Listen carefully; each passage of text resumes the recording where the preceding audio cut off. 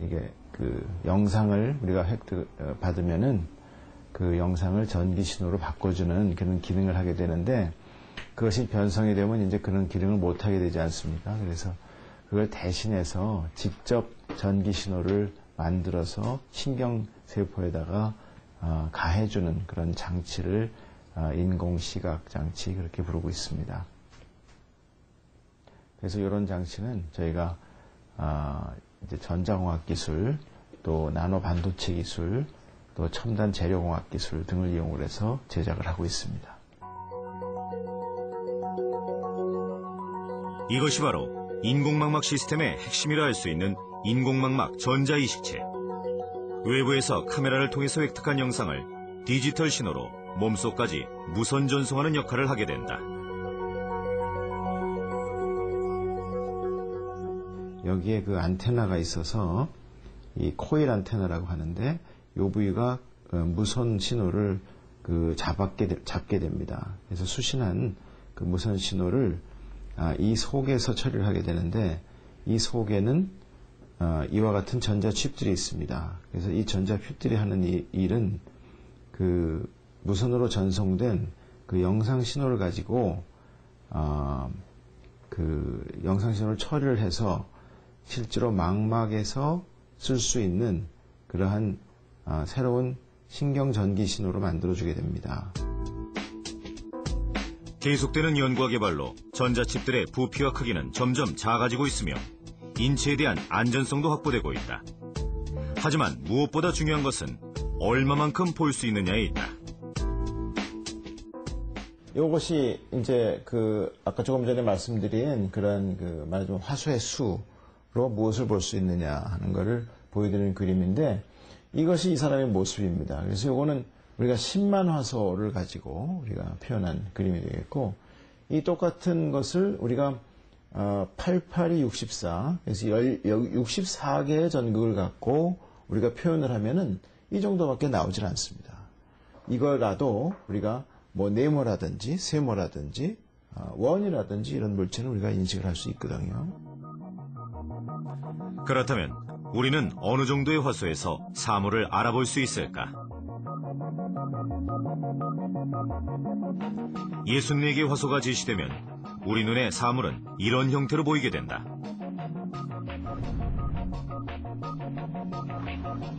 화소를 1000개 이상으로 올려봤다. 무엇인지 알아볼 수 있을까?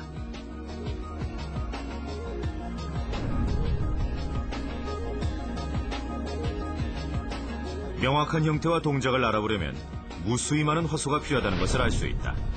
그렇다면 한 64개 정도의 화소를 가진 인공눈 착용자들은 어떻게 사물을 알아보는 것일까?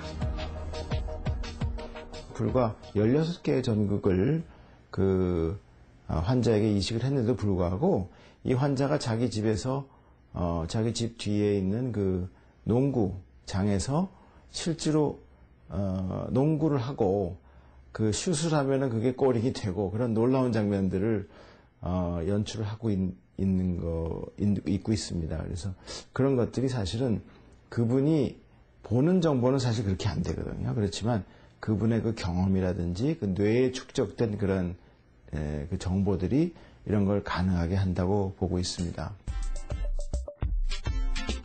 놀랍도록 정교한 인체의 신비를 과학이 그대로 따라잡는 것은 어쩌면 불가능한 일일지도 모른다. 하지만 그 비밀을 과학으로 풀어내다 보면 멀지 않은 미래에 인체와 가장 근접한 인공눈이 가능해지지 않을까.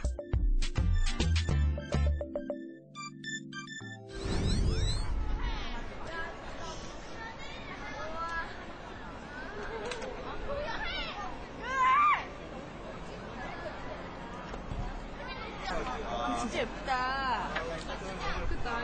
오늘 이곳에는 세상의 소리를 특별한 방법으로 듣는 아이들이 모였다. 바로 인공 와우 수술을 한 아이들.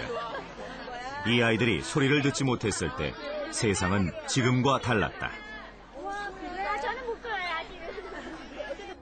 무슨 소리인지 모르겠지만 임소리만 보고 할 수 있었으니까. 그나마 눈은 보이는데 소리가 안 들리니까 다른 사람이 멀리서 들어도 못 뜨게 하는 거예요. 예를 들어 공공장소한 거에 아무리 절 찾아도 들을 수 없었기 때문에.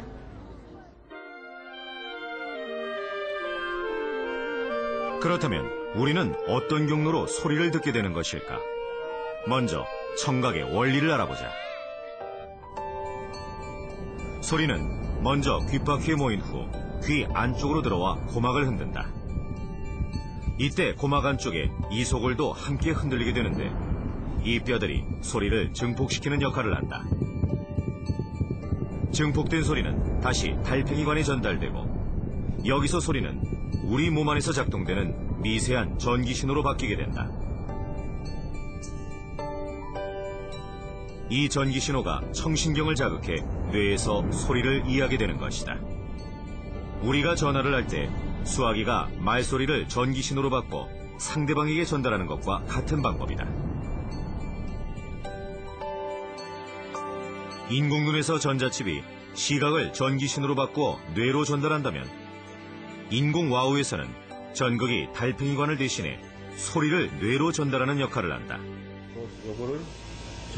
사고나 선천적인 이유로 달팽이관이 손상된 심도난청인 환자들, 특히 보청기로도 정확한 언어 구사가 어려울 정도면 인공와우 수술을 받게 된다.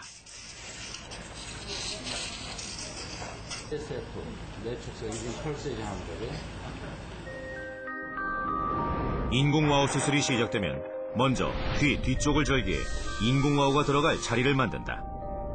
그리고 뒤쪽에 뼈를 깎아 달팽이관까지 연결되는 통로를 만든다. 통로는 지름 1mm. 그 자리에 인공와우 기계를 넣는데 자석이 달려 머리 바깥쪽과 붙였다 뗐다를 할 수 있다. 달팽이관 쪽 작은 구멍에 22개의 전극이 달린 줄을 넣어주고 나머지는 두개골에 붙여준다.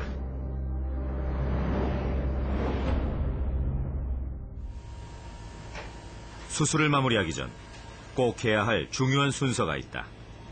와우 역할을 하는 전극이 모두 청신경을 자극할 수 있는지 확인하는 것이다.